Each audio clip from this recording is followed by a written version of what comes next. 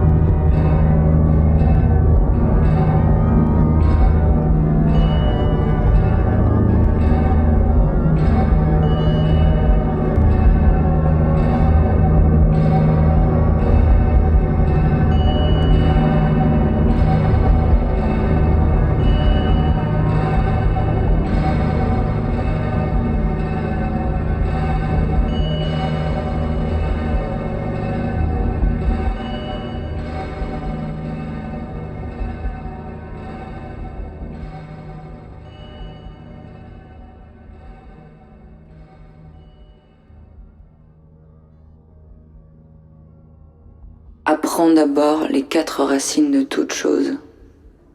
Zeus qui brille, Héra qui donne la vie, Aidoneus et Nestis, dont les larmes sont une fontaine de vie pour les mortels, incréés. Et je te dirai autre chose. Il n'est pas d'entrée à l'existence, ni de fin dans la mort funeste, pour ce qui est périssable, mais seulement un mélange et un changement de ce qui a été mélangé. Naissance n'est qu'un nom donné à ce fait par les hommes. Car vraiment, l'amour et la haine étaient avant les hommes, et ils seront. Et jamais, à ce que je crois, le temps infini ne sera vide de ce couple. Je vais t'annoncer un double discours. À un moment donné, l'un se forma du multiple. En un autre moment, il se divisa et de l'un sortit le multiple. Il y a une double naissance des choses périssables et une double destruction. La réunion de toutes choses amène une génération à l'existence et la détruit. L'autre croît et se dissipe quand les choses se séparent. Et ces choses ne cessent de changer continuellement de place, se réunissant toutes en une à un moment donné par l'effet de l'amour, et portées à un autre moment en des directions diverses par la répulsion de la haine. Considère le soleil, partout clair et chaud, et toutes les choses immortelles qui sont baignées dans la chaleur et dans l'éclat rayonnant. Considère la pluie, partout sombre et froide, et de la terre sortent des choses compactes et solides. Quand elles sont en lutte, elles sont toutes diverses de forme et séparées, mais elles se réunissent dans l'amour et se désirent mutuellement. Car de celles-ci sont sorties toutes les choses qui furent, qui sont et qui seront. Arbres, hommes, femmes, bêtes, oiseaux, et les poissons qui habitent dans l'eau, oui vraiment, et les dieux qui vivent de longues vies et sont grandement honorés. Car ces choses sont ce qu'elles sont, mais passant les unes à travers les autres, elles prennent des formes différentes, tellement le mélange les modifie. Car tout ceci, soleil, terre, ciel et mer, sont un avec toutes leurs parties, qui sont dispersées loin d'eux.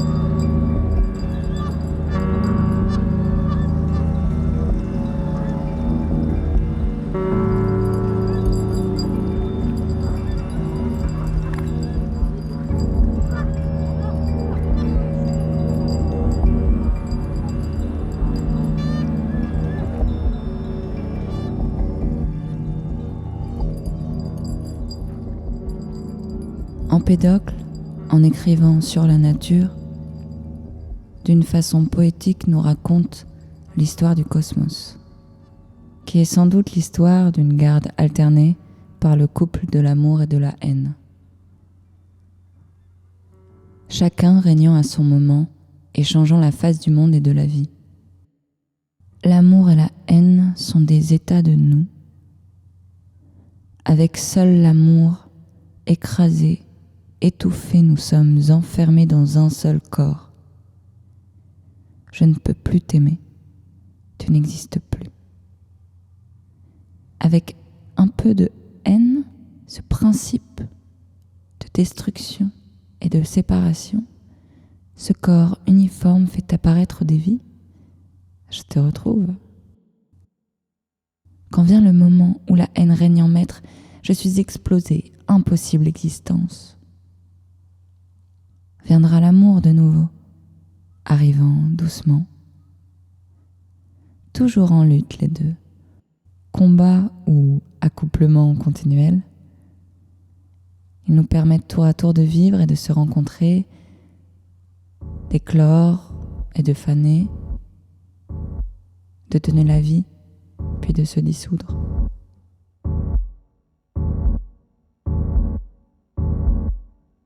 Mais nous sommes revenus depuis les morts et nous sommes invincibles. Nous avons des souvenirs enfouis où nous combattions pour notre liberté.